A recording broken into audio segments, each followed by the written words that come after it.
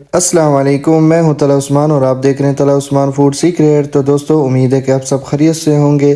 तो आज हम बनाने जा रहे हैं ईद स्पेशल चिकन कढ़ाई की रेसिपी। तो ये इतनी मज़ेदार कैसे बनाई जाती है। ईद के मौके पर अक्सर लोगों के घर मेहमान आते रहते हैं, वो और चीज़ें तो बनाते रहते हैं, लेकिन चिकन कढ़ाई की जो ख़ास रेसिपी है इंशाल्लाह वो आपसे शेयर करूँगा। इसका रिज़ल्ट कमाल का होगा। तो आपने इस वीडियो को मुकम्मल देखना है।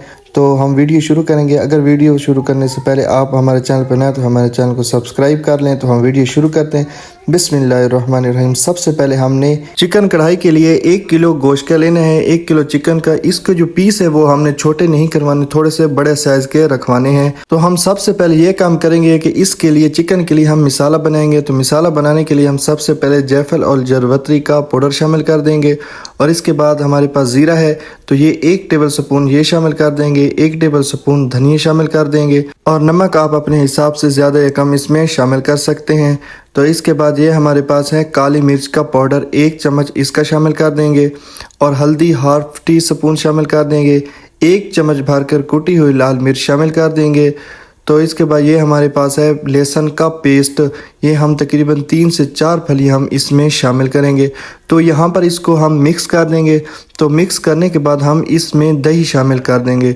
तो दही की मिकदार तकरीबन 1 आधे कप के बराबर है, यानी कि तकरीबन 5 से 4 चम्मच के बराबर वो इसमें शामिल कर देंगे, ताकि दही हमारी जितनी ज़्यादा होगी उतनी ही इसकी ग्रेवी ज़्यादा बनेगी।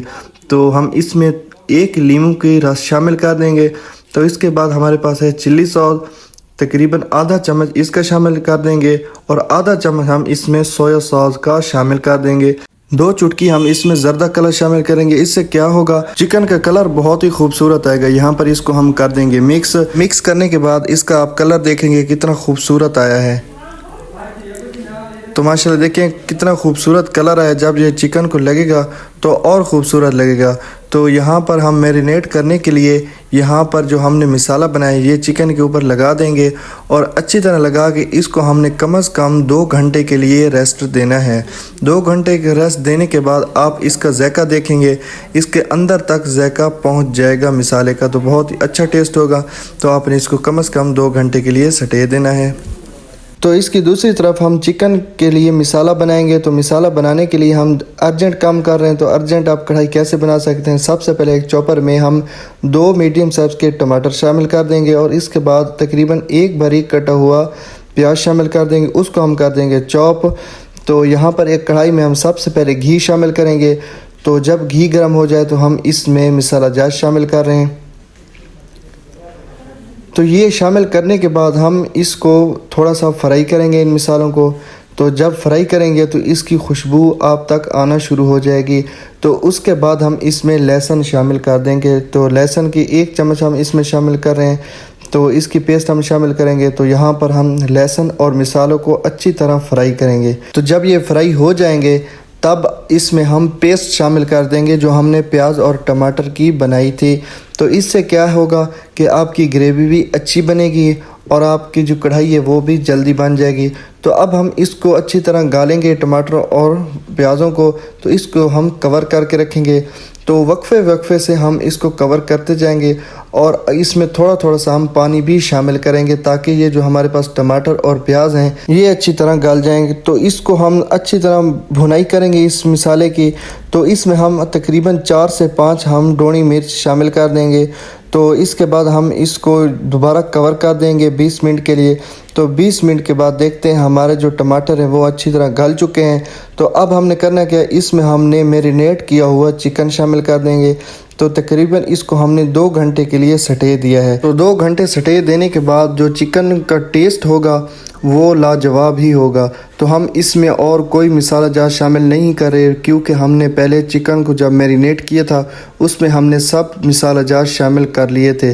तो अब हम इसको कवर करेंगे। तो 20 मिनट के लिए हम इसे कवर करेंगे। तो 20 मिनट के बाद आप रिज़ल्ट देखें, चिकन माशाल्लाह अच्छी तरह तकरीबन हमारा जो चिकन है वो गल चुका है। तो मज़ीद इसको हम 15-20 मिनट के लिए हल्की हल्की आंच पे इसे खड़ा कर देंगे। تو ماشاءاللہ دیکھیں اب 15-20 منٹ مکمل ہو چکے ہیں، اس کی گریوی دیکھیں کتنی زبردست ہے یہ۔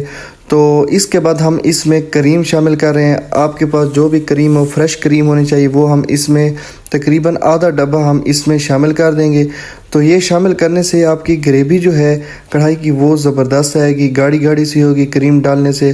تو یہاں پر ہم پانی لگا دیں گے، تو تقریباً 1 کپ ہم پانی لگا رہے ہیں، جس سے ہمارا جو مسالہ ہے وہ بھی پک جائے اور چکن بھی اچھی طرح گل جائے۔ تو پانی شامل کرنے کے بعد فوراً ہم اس میں وائٹ پیپر شامل کر دیں گے۔ تو یہ شامل کرنے سے آپ کے جو کڑھائی کی ٹیسٹ ہوگا وہ بہت ہی مزیدار ہوگا۔ یہاں پر پانی کو خشک کرنے کے لیے ہم اسے 15 منٹ کے لیے کھڑا کر دیں گے۔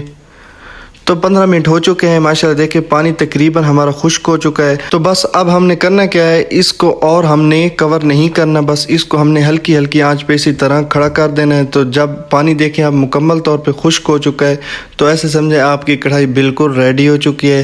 تو اب آپ کو ہم فائنل لک دکھائیں گے کہ کتنا زبردست اس کا لک آیا ہے۔ تو آخر پہ ہم تھوڑے سے دھنیا بھی اس کے اوپر شامل کریں گے۔ تو ماشاءاللہ دیکھیں کتنی زبردست ہماری جو چکن کڑھائی ہے وہ بن چکی ہے۔ اس کی گریوی دیکھیں، اس کا چکن دیکھیں کتنے اندر تک یہ گلا ہوا ہے، آپ کو ہم آخر پہ دکھاتے ہیں۔ تو آپ نے کرنا کہ اگر ویڈیو آپ کو پسند آ گئی تو ہمارے چینل کو کر لیں سبسکرائب اور بیل آئیکن کے بٹن کو دبائیں، تاکہ ہماری ہر نئے آنے والی ویڈیو کو نوٹیفیکیشن آپ تک پہنچتا رہے۔ تو ماشاءاللہ ہم دکھاتے ہیں آپ کو کتنی زبردست ہمارا جو چکن ہے وہ اندر تک گل چکا ہے، اس کا ٹیسٹ بھی بہت ہی مزیدار ہوگا۔ تو دوستو ویڈیو کو لائک کر لیں اور دوستوں کو فارورڈ کریں۔ تو دوستو ملتے ہیں اگلی ویڈیو میں، تب تک کے لیے اللہ حافظ۔